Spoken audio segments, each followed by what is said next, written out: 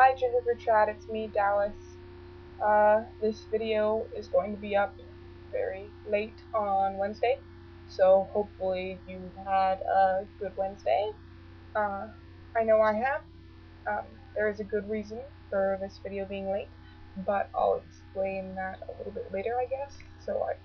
Because I just want to get the topic completed before I derail this entire video. So,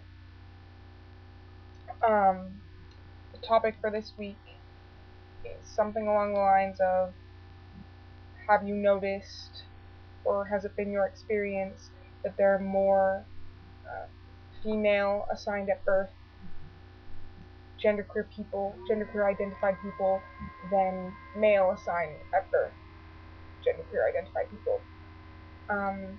And if so, why do you think this may be the case? And so I think that yes, it has been my experience that I have interacted with more female assigned at birth genderqueer people. Why this may be, I think, has to do with the way that gender is socially constructed and taught in our society. So my main feeling on this is that often people have traits that may not fit the gender that they were assigned at birth. And these traits that may not fit. What does that mean? I mean in terms of a stereotype and the social construction of what it means to be a specific gender. So if people have traits that do not necessarily fit that gender, sometimes they are supported, not necessarily encouraged, but just sort of dealt with, and other times they are repressed by those that are taking care of that child or person. So in the case of little girls that are displaying masculine traits, these characteristics are often encouraged or just ignored, put up with, whatever. They're not forced out of the child's behavior. They may be corrected for.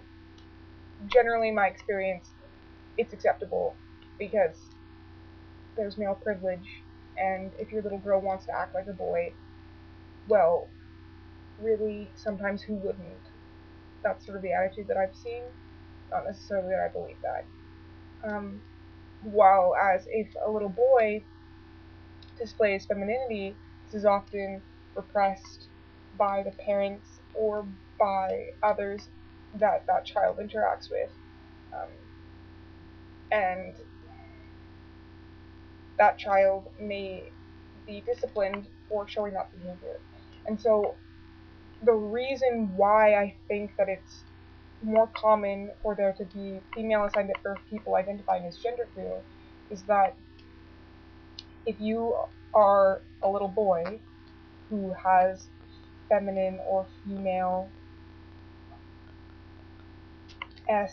qualities that you need to express, I think often those are repressed, and if they're so strong or the child is so attached to these feminine parts of themselves that they're unable to repress them, they're more likely to fully transition or identify as a trans woman than they are to identify as genderqueer.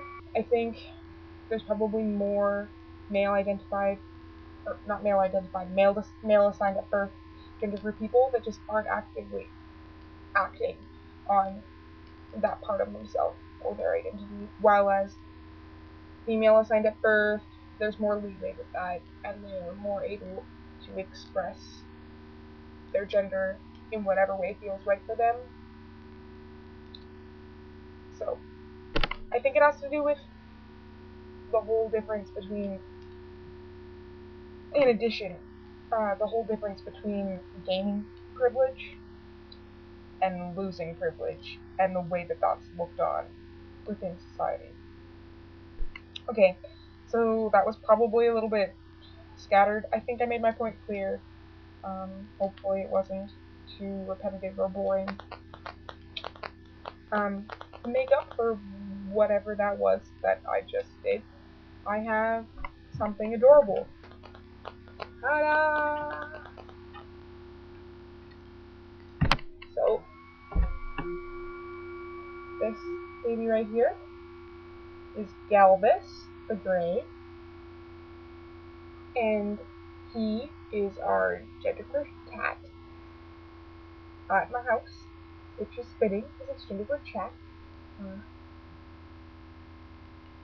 So Galvis is a 9-week-old kitten that we adopted on Monday, who apparently is a female cat, but we've been using male or gender neutral pronouns for him because both myself, Mark, and Devin, our other roommate, are all gender variant, and so we figured the cat probably is too. So really, we don't want to force or anything on our little kitten. So if they are ever to tell us that, hey, no, I actually am female identified, that'd be cool too. Right now, he is purring like a tank.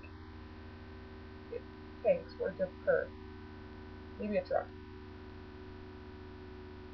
So that's that. And wonderful rest of the week.